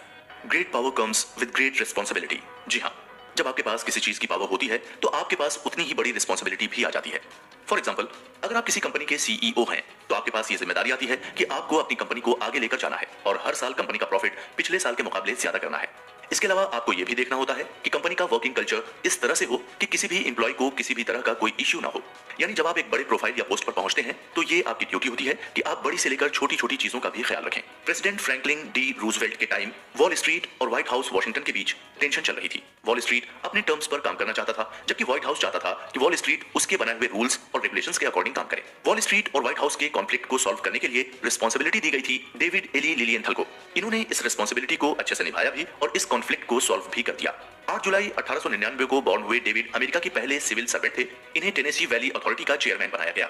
Chairman की प्रोफाइल पर काम करते हुए डेविड को ये रिस्पॉन्सिबिलिटी दी गई कि उन्हें टेनेसी रिवर की वजह से आई फ्लड को रोकने के लिए टेक्निकल स्टेप्स का यूज करना था और साथ ही साथ टेनेसी रिवर के थ्रू हाइड्रो इलेक्ट्रिक पावर को जनरेट और कंट्रोल करना था और इसके अलावा चीप इलेक्ट्रो हाइड्रो पावर को डेवलप करें और पूरे अमेरिका में उसे डिस्ट्रीब्यूट करने की भी रिस्पॉन्सिबिलिटी दी गई थी। टेनेसी वैली अथॉरिटी में डायरेक्टर के प्रोफाइल पर काम करते हुए डेविड पूरी तरह से एडमिनिस्ट्रेशन वर्क में स्किल्ड हो चुके थे और हाइड्रो इलेक्ट्रिक पावर पर काम करने से उनकी अमेरिका में अलग पहचान बन गई थी और लोग उन्हें सपोर्ट भी करने लगे थे। टेनेसी वैली अथॉरिटी में काम करते हुए डेविड को इतना एक्सपीरियंस हो चुका था कि दूसरी कंट्रीज भी डेविड की गाइडेंस लेती थी और उनकी एडवाइस को फॉलो भी करती थी। पूरी दुनिया में डेविड की अच्छी खासी रिस्पेक्ट बन गई थी और इसी रिस्पेक्ट का यह नतीजा था कि यूएन ने उन्हें इंडिया और पाकिस्तान का कश्मीर डिस्प्यूट को सॉल्व करने के लिए भी भेजा था। इंडिया और पाकिस्तान के डिस्प्यूट को लेकर डेविड का यह मानना था कि इंडिया पाकिस्तान का डिस्प्यूट सॉल्व करना बहुत मुश्किल टास्क है, क्योंकि ये डिस्प्यूट सिर्फ कश्मीर को लेकर नहीं है बल्कि इनका डिस्प्यूट और भी चीजों पर, जैसे इंडस रिवर के वाटर अलॉटमेंट का इश्यू। खैर, डेविड और यूएन ऑफिशियल के एफर्ट से इंडस रिवर वाटर अलॉटमेंट का इश्यू सॉल्व कर लिया गया था। फिर बाद में इन्हें एटॉमिक एनर्जी कमीशन का चेयरमैन बना दिया गया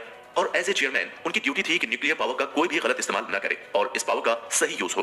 डेविड को एटॉमिक एनर्जी कमीशन में काम करने में इतना मजा नहीं आ रहा था जितना उन्हें टेनेसी वैली अथॉरिटी में काम करने में आ रहा था और ये चीज उनके काम में भी दिख रही थी, जिसकी वजह से सेनेटर बोर्ग हेगेनलूपर ने उन्हें क्रिटिसाइज भी किया।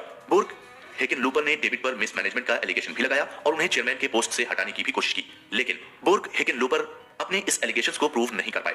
1950 में डेविड ने अपनी गवर्नमेंट ऑफिशियल की जॉब छोड़ दी थी। गवर्नमेंट जॉब्स को छोड़ने की वजह ये थी कि वो अपनी फैमिली के लिए ज्यादा से ज्यादा पैसा कमाना चाहते थे और गवर्नमेंट जॉब में रहकर वो उतना पैसा नहीं कमा पा रहे थे। इसके अलावा डेविड गवर्नमेंट जॉब में रहकर कोई गलत काम भी नहीं करना चाहते थे और जब तक डेविड ने गवर्नमेंट ऑफिशियल के प्रोफाइल पर काम किया तब तक उन पर किसी भी तरह की कोई भी एलिगेशन नहीं लगी। उन्होंने अपने हर काम को ऑनेस्टी और इफिशियंसी से किया और हमेशा अमेरिका को आगे बढ़ाने की कोशिश की। डेविड गवर्नमेंट जॉब को छोड़कर प्राइवेट सेक्टर में जॉब करने लगे थे। डेविड का नाम इतना पॉपुलर था कि हर कंपनी उन्हें अपने यहाँ बड़ी से बड़ी पोस्ट देने को तैयार थी, लेकिन वो अपनी इंडस्ट्री से जुड़ी कंपनी के साथ ही काम करना चाहते थे, क्योंकि उनका ये मानना था कि जिस इंडस्ट्री से वो आए हैं उसी से रिलेटेड इंडस्ट्री में काम करके वो अपना फुल कंट्रीब्यूशन दे सकते हैं और इसके लिए उन्होंने mineral and chemical corporation of America में डिपार्टमेंट हेड की पोस्ट पर काम करना शुरू कर दिया था। Mineral and chemical corporation of America की परफॉर्मेंस उतनी अच्छी नहीं थी और न ही इस कंपनी को बहुत ज्यादा प्रॉफिट हो रहा था, लेकिन डेविड के आते ही इस कंपनी ने अच्छी परफॉर्मेंस देना शुरू कर दिया और इतना प्रॉफिट कमा लिया कि इस कंपनी ने अपना पिछला रिकॉर्ड ही तोड़ दिया था। कंपनी की प्रॉफिट की वजह से डेविड की भी अच्छी कमाई हुई थी। डेविड की जॉब अच्छी चल रही थी और इसी बीच डेविड ने एक बुक भी लिखी थी। अपनी इस बुक में डेविड ने बिजनेस के इंपॉर्टेंस के बारे में बताया और उन्होंने ये भी बताया कि अमेरिका की सिक्योरिटी पर बिजनेस का असर कितना है और बिजनेस करना अमेरिका की सिक्योरिटी के लिए कितना जरूरी है। हालांकि इस बुक को लेकर काफी कंट्रोवर्सी भी हुई, क्योंकि अपनी इस बुक में डेविड ने अपने कुछ फॉर्मर कलीग्स को बड़ा ही क्रिटिसाइज किया था और उनके वर्क एथिक्स पर क्वेश्चंस भी उठाए थे। वहीं डेविड के फॉर्मर कलीग्स ने उनके क्रिटिसिज्म का जवाब देने की बजाय उन पर ही सोल्ड आउट होने का एलिगेशंस लगा दिया था। उनके कलीग्स का यह मानना था कि डेविड ने गवर्नमेंट जॉब्स में रहकर करप्शन किया और पैसे के लालच में कई लोगों को फेवर भी किया। उनके कलीग्स के पास इस एलिगेशन का कोई सॉलिड प्रूफ नहीं था और ये एलिगेशंस भी पूरी तरह से फर्जी निकला। डेविड अपनी फील्ड में प्रोग्रेस करते ही जा रहे थे और 1955 में उन्होंने खुद कंपनी बनाई जिसका नाम उन्होंने डेवलपमेंट एंड रिसोर्स कॉर्पोरेशन रखा। डेवलपमेंट एंड रिसोर्स कॉर्पोरेशन का काम पब्लिक पावर और पब्लिक वर्क प्रोजेक्ट पर काम करना था, यानी इस कंपनी का मेन मोटो पब्लिक वेलफेयर के लिए काम करना था। डेविड चाहते थे कि पब्लिक को छोटी से लेकर बड़ी तक हर वो फैसिलिटी मिले जिसे वो डिजर्व करती है, चाहे वो साफ पीने का पानी हो या फिर रहने के लिए साफ एनवायरमेंट हो। अपनी इस कंपनी में डेविड ने टेनेसी वैली अथॉरिटी में काम करने वाले एम्प्लॉय को हायर किया था। डेविड का अपने एक्स एम्प्लॉय के साथ बिहेवियर इतना अच्छा था कि जिसको डेविड ने काम करने का ऑफर दिया, सबने उस ऑफर को खुशी-खुशी एक्सेप्ट किया। डेविड की company development and resource corporation के पास ज्यादा ओवरसीज क्लाइंट थे, जैसे इंडिया, घाना, वेनेजुएला एटसेट्रा। डेविड इन कंट्रीज के डेवलपमेंट के लिए काम करते थे। डेविड की मेहनत से development and resource corporation New York stock exchange में भी लिस्ट हो गई और इस कंपनी ने इतनी कमाई की कि इसके शेयर होल्डर्स की भी चांदी हो गई थी। डेविड के कैरियर में उन पर कई एलिगेशंस लगे, लेकिन उन्होंने उस एलिगेशन की परवाह किए बिना अपना काम करते चले गए। अपने काम के दौरान डेविड ने ह्यूमैनिटी को ही अपनी सबसे पहली प्रायोरिटी दी थी। डेविड ने हमेशा हाई प्रोफाइल जॉब ही की थी और उनका यह मानना था कि जब आपके पास पावर आती है तो आपके पास दुगनी रिस्पॉन्सिबिलिटी भी आती है। प्राइवेट जॉब करते हुए भी डेविड ने शेयर होल्डर्स को प्रॉफिट कमाया और ह्यूमैनिटी के लिए भी काम किया। बिजनेस में अक्सर लोग यही कहते हैं कि अगर आपको बिजनेस करना है तो आपको ह्यूमैनिटी से कंप्रोमाइज करना ही होगा। फॉर एग्जांपल, मार्केट में कई सारे ऐसे प्रोडक्ट हैं जो हम इंसान के लिए खतरनाक हैं, लेकिन फिर भी कंपनियां इन सब चीजों को इग्नोर करके अपने प्रोडक्ट को मार्केट में लॉन्च करती हैं, क्योंकि उनका मेन फोकस सिर्फ प्रॉफिट होता है। हालांकि ऐसा नहीं है कि आपको अपने प्रॉफिट के बारे में नहीं सोचना चाहिए, आपको अपने प्रॉफिट के बारे में सोचने का राइट है, लेकिन आपको ह्यूमैनिटी को खतरे में डालकर प्रॉफिट कमाने से बचना चाहिए। आपको अपने बिजनेस में ऐसे स्टेप्स लेने चाहिए जहां पर आप प्रॉफिट और ह्यूमैनिटी दोनों में बैलेंस बना सकें। और डेविड की केस स्टडी से हमने यही सीखा कि हम अपने बिजनेस को आगे बढ़ा भी सकते हैं और लोगों की लाइफ को भी बेटर बना सकते हैं। हम बिजनेस और ह्यूमैनिटी दोनों को अपने साथ लेकर चल सकते हैं। और इसके अलावा हमने डेविड की केस स्टडी से यह भी सीखा कि लोग भले ही आप पर कितना भी एलिगेशंस क्यों न लगा लें, आपको अपना काम करते जाना चाहिए। Stock holder season. एक कंट्री में सबसे पावरफुल इंसान कौन हो सकता है? कंट्री का प्रेसिडेंट या फिर प्राइम मिनिस्टर या फिर एक बड़ा बिजनेसमैन? अगर देखा जाए तो एक कंट्री में सबसे पावरफुल इंसान स्टॉक होल्डर्स होते हैं। स्टॉक होल्डर्स वो होते हैं जिनके पास कंपनी के स्टॉक्स या शेयर होते हैं। अगर आपने किसी कंपनी के स्टॉक्स खरीदे हैं तो आप भी उस कंपनी के स्टॉक होल्डर्स कहलाते हैं। और अगर आपने किसी कंपनी के स्टॉक्स को बहुत ही ज्यादा क्वांटिटी में खरीद लेते हैं तो आपको उस कंपनी के बोर्ड ऑफ डायरेक्टर्स में शामिल होने का मौका मिल सकता है। फॉर एग्जांपल, अगर किसी कंपनी के शेयर मार्केट में 100 स्टॉक्स या शेयर हैं और उस 100 में से आपने 30 स्टॉक खरीद लिए तो वो कंपनी चाहे तो आपको अपने बोर्ड ऑफ डायरेक्टर्स में शामिल कर सकती है। सही मायने में एक कंट्री को रन करने की रिस्पॉन्सिबिलिटी शेयर होल्डर्स की ही होती है। स्टॉक होल्डर्स के पास इतनी पावर होती है कि वो किसी भी कंट्री की इकोनॉमी को गिरा सकते हैं और बढ़ा सकते हैं, लेकिन इश्यू ये रहता है कि खुद स्टॉक होल्डर्स को ये नहीं पता होता है कि उनके पास ये पावर है। ज्यादातर पॉलिटिकल एक्सपर्ट्स का ये मानना है कि अमेरिका में डेमोक्रेसी खत्म होती जा रही है क्योंकि अमेरिका में कॉर्पोरेशन का डोमिनेंस ज्यादा रहने लगा है। कॉर्पोरेट कंपनियां पूरी तरह से गवर्नमेंट पर हावी होने लगी हैं और गवर्नमेंट पर अपनी मनमानी करने लगी हैं।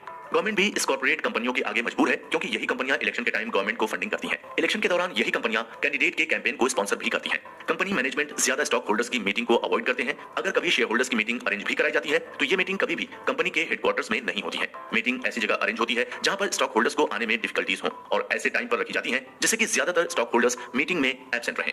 जब कभी मैनेजमेंट और स्टॉक होल्डर्स की मीटिंग होती है तो उस मीटिंग में ज्यादातर कम्युनिकेशन वन वे ही होता है। मीटिंग में मैनेजमेंट सिर्फ अपनी ही बात रखता है और स्टॉक होल्डर्स को अपनी बात रखने का चांस नहीं दिया जाता है। लेकिन जो प्रोफेशनल स्टॉक होल्डर्स या इन्वेस्टर्स होते हैं वो अक्सर मीटिंग में मैनेजमेंट के डिसीजन को चैलेंज कर देते हैं। उनका ये साफ मानना होता है कि मीटिंग में स्टॉक होल्डर्स को बोलने का हक है और उन्हें भी अपनी बात रखने का मौका मिलना चाहिए। 1965 में AT&T कंपनी मैनेजमेंट और स्टॉक होल्डर्स की मीटिंग चल रही थी। वहां पर इन्वेस्टर्स विल्मा सॉस की चेयरमैन फ्रेडरिक कपल से एक बात पर डिबेट हो गई कि AT&T कंपनी के बोर्ड ऑफ डायरेक्टर्स में एक भी औरत क्यों नहीं है। सॉस का ये मानना था कि हर कंपनी के बोर्ड ऑफ डायरेक्टर्स में एटलीस्ट 20 से 30% औरत होनी चाहिए क्योंकि इससे लोगों के अंदर कंपनी की इमेज अच्छी बनेगी और साथ ही साथ विमेन एम्पावरमेंट कैंपेन को भी मजबूती मिलेगी। लेकिन अफसोस की बात यह थी कि उस टाइम किसी भी इन्वेस्टर्स ने सॉस की इस बात का सपोर्ट नहीं किया था। ज्यादातर इन्वेस्टर्स ने तो सॉस के उठाए इस इश्यू पर फोकस ही नहीं किया था। वे अवेयर ही नहीं थे कि मैनेजमेंट और स्टॉक होल्डर्स की मीटिंग में वो भी अपने व्यूज रख सकते हैं। विल्मा सॉस ने बाद में federation of women share holders in American business की फाउंडर बनी। Wilma sauce stock holder activist की तरह काम करती थी और जो भी स्टॉक होल्डर्स के राइट्स होते थे विल्मा उन राइट्स को सभी स्टॉक होल्डर्स को बताती थी। नॉर्मली ज्यादातर इन्वेस्टर्स अपने इस राइट को एक्सरसाइज नहीं करते हैं, उन्हें बस कंपनी के डिविडेंड से मतलब होता है। इन्वेस्टर्स अगर अपने राइट्स का सही एक्सरसाइज करने लगे तो शायद एक कंपनी ज्यादा बेहतर तरीके से काम करने लगे और अपने एक्शन के लिए अकाउंटेबल भी होगी। दोस्तों, अगर हम बिजनेस कर रहे हैं और हमारा एम कंपनी को इस लेवल पर लेकर जाना है जहां पर हमारी कंपनी स्टॉक एक्सचेंज में लिस्टेड हो जाए तो हमें अपने राइट्स के साथ साथ स्टॉक होल्डर्स के राइट्स को भी समझना होगा क्योंकि स्टॉक होल्डर्स के पास भी अच्छे आइडियाज और व्यूज होते हैं क्योंकि वो अक्सर कंपनी को कंज्यूमर की नजर से देखते हैं, इसलिए वो हमें अच्छे इनपुट्स दे सकते हैं। For example, Warren Buffett Coca Cola के स्टॉक होल्डर हैं और वो time to time Coca Cola को अपना वैल्यूएबल सजेशंस देते रहते हैं और शायद यही वजह है कि 125 साल पुरानी कंपनी कोका कोला अभी तक मार्केट में बनी हुई है। खैर, वॉरेन बफेट की एडवाइस तो बिल गेट्स जैसे बड़े बड़े बिजनेसमैन भी लेते हैं। जब हम अपना बिजनेस करते हैं तो हमें यही लगता है कि हम अपने बिजनेस को अच्छी तरह से समझते हैं, लेकिन ऐसा होता नहीं है। अगर हमसे कोई एक्सपीरियंस बिजनेसमैन है और वो अपना वैल्यूएबल इनपुट्स दे रहा है तो हमें उसके इनपुट्स को समझना चाहिए और इंप्लीमेंट करने की भी कोशिश करनी चाहिए। One free bite. ज्यादातर लोग जॉब करते हैं और वो जॉब इसलिए करते हैं क्योंकि उन्हें जॉब में सिक्योरिटी मिलती है और एक तरह से देखा जाए तो जॉब में फ्रीडम भी मिलती है। फ्रीडम इस बात की कि आपको कोई कंपनी पसंद नहीं आई तो आप उस कंपनी को छोड़कर दूसरी कंपनी को आसानी से ज्वाइन कर सकते हैं, और अगर आपको अपनी कंपनी में कम सैलरी मिल रही है तो आप उस कंपनी को ज्वाइन कर सकते हैं जो आपको ज्यादा सैलरी दे रही है। अगर हम कुछ साल पहले की बात करें तो जॉब में आपको ये फ्रीडम नहीं मिलती थी। आप जिस कंपनी में जॉब कर रहे हैं आपको कई सालों तक उसी कंपनी में जॉब करना पड़ता था। आपके पास कंपनी स्विच करने के राइट्स नहीं होते थे। अगर दूसरी कंपनी आपको ज्यादा सैलरी भी देती थी तो भी आपके लिए दूसरी कंपनी ज्वाइन करना मुश्किल होता था। अगर दो कंपनी एक ही फील्ड में काम कर रही हो तो आप रिजाइन लेकर दूसरी कंपनी को ज्वाइन नहीं कर सकते थे, क्योंकि कंपनी को ऐसा लगता था कि आप दूसरी कंपनी में जाकर वहां उनसे कंपनी की सीक्रेट इंफॉर्मेशन शेयर कर सकते हैं। इन चीजों में बदलाव लाने का क्रेडिट जाता है डोनाल्ड डब्ल्यू वोल्गेमथ को। बाय प्रोफेशन डोनाल्ड एक केमिकल इंजीनियर थे जो स्पेस यूनिट बनाने वाली कंपनी बीएफ गुडरिच कंपनी के इंजीनियर डिपार्टमेंट में काम करते थे। 1962 का दौर था। यूएसए और यूएसएसआर के बीच कोल्ड वॉर अपने पीक पर था। यूएसएसआर ने पहली बार स्पेस लैंडिंग करवाई थी और पूरी दुनिया को यह बताया था कि टेक्नोलॉजी का असली किंग कौन है। स्पेस लैंडिंग को देखकर यूएसए भी कहां पीछे हटने वाला था। यूएसए ने भी अनाउंस कर दिया था कि विद इन 10 इयर्स वो इंसान को मून पर भेजेगा। यूएसए और यूएसएसआर में बैटल ऑफ स्पेस शुरू हो चुका था। उधर दो कंट्रीज के बीच में कोल्ड वॉर चल रहा था, उधर यूएसए में दो कंपनी बीएफ गुडरिच और इंटरनेशनल लेटेक्स के बीच में भी कोल्ड वॉर चल रहा था कि आखिर यूएसए गवर्नमेंट किस कंपनी को स्पेस सूट बनाने का कॉन्ट्रैक्ट देगी। दोनों ही कंपनियां अपने अपने तरीके से कॉन्ट्रैक्ट पाने में लगी हुई थी और फाइनली इंटरनेशनल लेटेक्स को मून लैंडिंग यानी अपोलो मिशन के लिए स्पेस सूट बनाने का कॉन्ट्रैक्ट मिल गया था। कॉन्ट्रैक्ट मिलते ही इंटरनेशनल लेटेक्स ने अपोलो मिशन पर काम करने के लिए एक टीम बनाने की सोची और उस टीम में इंजीनियरिंग के हर डिपार्टमेंट से एक एक्सपर्ट की जरूरत थी। केमिकल इंजीनियरिंग डिपार्टमेंट के लिए इंटरनेशनल लेटेक्स ने डोनाल्ड को अपने यहां जॉब करने का ऑफर दिया और इस ऑफर में उन्होंने बीएफ गुडरिच कंपनी से ज्यादा सैलरी और पर्क्स देने की भी बात रखी। डोनाल्ड भी गुडरिच कंपनी में काम करके ज्यादा सेटिस्फाई नहीं थे और वो अपने करियर में हर तरीके से ग्रोथ चाहते थे। डोनाल्ड ने गुडरिच कंपनी से रिजाइन नहीं दिया था और इंटरनेशनल लेटेक्स कंपनी के रिसर्च एंड डेवलपमेंट में विजिट करने के पर्पस से उन्होंने अपनी कंपनी से बिना कोई वैलिड रीजन बताए एक दिन की लीव भी ली थी। उस एक दिन की लीव में उन्होंने इंटरनेशनल लेटेक्स कंपनी की वर्किंग स्टाइल को समझा और उनके डायरेक्टर लियोनार्ड शेफर्ड से भी मुलाकात की। उसी मीटिंग के दौरान डायरेक्टर लियोनार्ड शेफर्ड ने उन्हें $13,700 का एनुअल पैकेज देने का ऑफर दिया, जबकि गुडरिच कंपनी डोनाल्ड को $10,644 का एनुअल पैकेज दे रही थी। डोनाल्ड ने इंटरनेशनल लेटेक्स का ये ऑफर एक्सेप्ट कर लिया था। अगले दिन गुडरिच कंपनी के ऑफिस पहुंचकर डोनाल्ड ने अपनी इमीडिएट बॉस कार्ल एफर को रिजाइन देने की बात बताई। रिजाइन की बात सुनकर कार्ल एफर शॉक हो गए और उन्हें गुडरिच कंपनी न छोड़ने की एडवाइस भी दी। खैर, डोनाल्ड अपने करियर में आगे बढ़ना चाहते थे और करियर में आगे बढ़ने के लिए उन्हें इंटरनेशनल लेटेक्स जैसी कंपनी की जरूरत थी। इंटरनेशनल लेटेक्स को ज्वाइन करने का एक रीजन ये भी था कि अपोलो मिशन का कॉन्ट्रैक्ट मिलने के बाद इस कंपनी का नाम पूरी दुनिया में भी होने लगा था और इससे डोनाल्ड को भी अच्छा एक्सपोजर मिलता। उधर गुडरिच कंपनी का मैनेजमेंट डोनाल्ड के इस डिसीजन से बिल्कुल भी खुश नहीं था और इसके लिए मैनेजमेंट ने डोनाल्ड पर मुकदमा करने का प्लान किया। गुडरिच कंपनी के टॉप मैनेजमेंट ने डोनाल्ड पर यह एलिगेशन लगाया कि डोनाल्ड ने कंपनी के सारे इंटरनल सीक्रेट के साथ-साथ स्पेस सूट सीक्रेट्स भी इंटरनेशनल लेटेक्स को बता दिए हैं और उस सीक्रेट्स के रिवॉर्ड में इंटरनेशनल लेटेक्स ने डोनाल्ड को अपने यहां ज्यादा एनुअल पैकेज पर हायर कर रही है।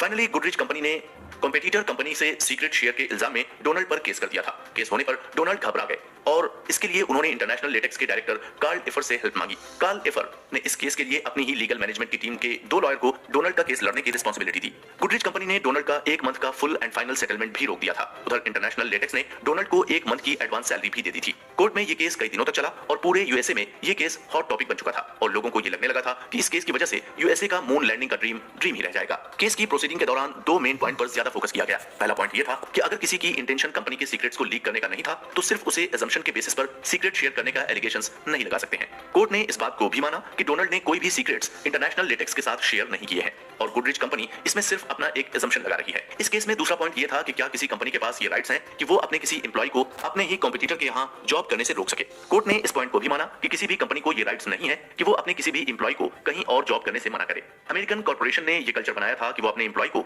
दूसरी कंपनी में काम करने से रोक सकें, लेकिन ऐसा किसी भी कंपनी रूल में नहीं मेंशन है कि आप अपने एम्प्लॉय को दूसरी कंपनी में काम करने से रोक सकें। कोर्ट ने अपने फाइनल वर्डिक्ट में ये कहा कि डोनाल्ड इस पोजीशन में थे कि वो अगर चाहते तो वो अपनी प्रीवियस कंपनी के सीक्रेट्स को अपनी करंट कंपनी के साथ शेयर कर सकते थे, लेकिन उन्होंने ऐसा नहीं किया और सिर्फ असम्पशंस के बेसिस पर उन्हें गिल्टी नहीं माना जा सकता है। कोर्ट ने अपना डिसीजन डोनाल्ड के फेवर में किया और उन्हें इंटरनेशनल लेटेक्स में जॉब करने की परमिशन दी। कोर्ट का यह मानना था कि हर एम्प्लॉय को अपने करियर में आगे बढ़ने का राइट है। अगर किसी भी एम्प्लॉय को अच्छा पैकेज और अच्छी जॉब प्रोफाइल मिल रही है तो उसके पास ये राइट्स हैं कि वो पहली कंपनी को छोड़कर दूसरी कंपनी को चूज कर सकता है। कोर्ट के इस डिसीजन को सबने वेलकम किया और कंपनी एक्ट में इस वर्डिक्ट को as a employ rights add कर लिया गया था। बाद में डोनाल्ड ने अपोलो मिशन में अपना वाइटल कंट्रीब्यूशन दिया। डोनाल्ड की वजह से ही आज एम्प्लॉय किसी भी कंपनी में जॉब कर सकते हैं, चाहे उसके पास प्रीवियस कंपनी का सीक्रेट्स ही क्यों ना हो। इस केस स्टडी में हमें यह मालूम हुआ कि एक एम्प्लॉय फ्री है कहीं भी जॉब करने के लिए, और अगर आपको यह लगता है कि आपका एम्प्लॉय आपकी कंपनी के सीक्रेट्स को शेयर कर सकता है तो आप अपने उस एम्प्लॉय को हाई पैकेज, अच्छी प्रोफाइल और पर्क्स देकर रिटेन करने की कोशिश करें। In defence of sterling, world war 2 के बाद इकोनॉमी की हालत बहुत ज्यादा बुरी हो चुकी थी। हर कंट्री अपने अपने हिसाब से अपनी इकोनॉमी को रिव्यू करने में जुटी हुई थी। इकोनॉमी को स्ट्रांग बनाने के लिए इंटरनेशनल ट्रेड को प्रमोट किया जा रहा था। एक्सपोर्ट और इंपोर्ट पर भी काफी फोकस किया जा रहा था। यूएसए ज्यादातर यूरोपियन कंट्रीज के साथ इंटरनेशनल ट्रेडिंग कर रही थी, वहीं एशियन कंट्रीज आपस में ही ट्रेडिंग करके अपनी इकोनॉमी को बेहतर बनाने में लगी हुई थी। इंटरनेशनल ट्रेडिंग से पूरे वर्ल्ड की इकोनॉमी इंप्रूव हो रही थी। इसके अलावा बैंक्स के भी हालात सुधर रहे थे और इंटरनेशनल ट्रेडिंग से कई कंट्रीज की करेंसी की वैल्यू भी बढ़ती जा रही थी। इकोनॉमी और फॉरेन एक्सचेंज को इंप्रूव करने के लिए 1944 में यूएन में शामिल 44 कंट्रीज ने मिलकर ब्रेटन वुड हैम्पशायर में वर्ल्ड कॉन्फ्रेंस ऑर्गेनाइज की। इस कॉन्फ्रेंस का मेन मोटो यही था कि किस तरह से कंट्रीज की फाइनेंशियल कंडीशन को बेटर बनाया जाए और यूएन में शामिल कंट्रीज की करेंसी को स्ट्रांग किया जाए। इस कॉन्फ्रेंस में सभी 44 कंट्रीज ने ब्रेटन वुड नाम का एग्रीमेंट साइन किया और इस एग्रीमेंट के अकॉर्डिंग सभी कंट्रीज की करेंसी की वैल्यू यूएस की करेंसी से मेजर की जाएगी, यानी किसी भी कंट्री की करेंसी की परफॉर्मेंस को यूएस डॉलर से मेजर किया जाएगा और यूएस डॉलर की वैल्यू गोल्ड की वैल्यू से फिक्स की जाएगी, यानी जो गोल्ड की वैल्यू होगी वही डॉलर की भी वैल्यू मानी जाएगी। हालांकि 1970 में ब्रेटन वुड एग्रीमेंट को पूरी तरह से डिसॉल्व करने की डिमांड उठने लगी थी। उस वक्त के अमेरिकन प्रेसिडेंट रिचर्ड निक्सन ने यह ऑर्डर दिया कि अब अमेरिका डॉलर को गोल्ड से कन्वर्ट नहीं कर पाएगा, क्योंकि अब यूएसए में गोल्ड की कमी होने लगी है। फ्यूचर में गोल्ड की कमी ना हो, इसलिए ब्रेटन एग्रीमेंट को 1973 में पूरी तरह से डिसॉल्व कर दिया गया था। 1960 के दौरान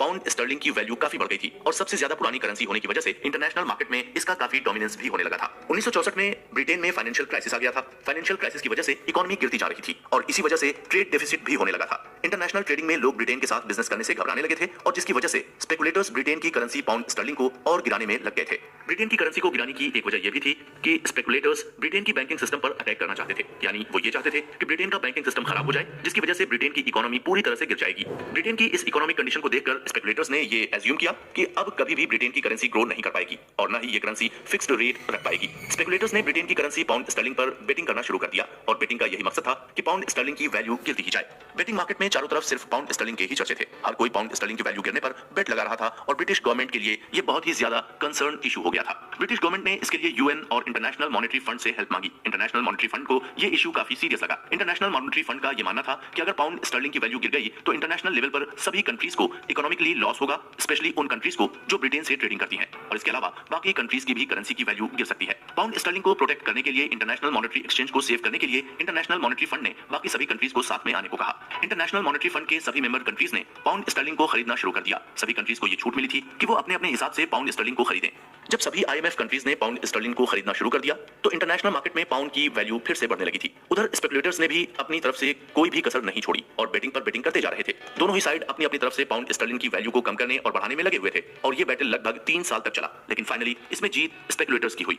पाउंड स्टर्लिंग की वैल्यू गिरकर 14% पर आ गई थी। पूरी इंटरनेशनल मॉनेटरी एक्सचेंज में इसका असर देखने को मिल रहा था और इंटरनेशनल ट्रेडिंग की हालत भी इसकी वजह से खराब हो रही थी। एक्सपर्ट्स की माने तो पाउंड स्टर्लिंग की वैल्यू गिरने की वजह से ही ब्रेटन वुड एग्रीमेंट को डिसॉल्व करने की डिमांड उठी थी, क्योंकि कई कंट्रीज को पाउंड स्टर्लिंग की वैल्यू की वजह से इकोनॉमिकल लॉस हुआ था और उनका ये मानना था कि ब्रेटन वुड एग्रीमेंट में आने की वजह से ही उनका ये लॉस हुआ है। इस केस स्टडी को समझकर हम ये आइडिया लगा सकते हैं कि फॉरेन एक्सचेंज रेट को मेंटेन करना बहुत ही डिफिकल्ट टास्क होता है, क्योंकि इसमें स्पेकुलेटर्स भी इन्वॉल्व होते हैं और इसके साथ अपना इंटरनेशनल ट्रेड कैसा है ये भी देखा जाता है। इसके अलावा हमने ये भी देखा कि जब आप किसी बुरी सिचुएशंस में होते हैं तो कुछ लोग ऐसे होते हैं जो आपकी बुरी सिचुएशन का फायदा उठाते हैं, जैसे पाउंड स्टर्लिंग के केस में हुआ।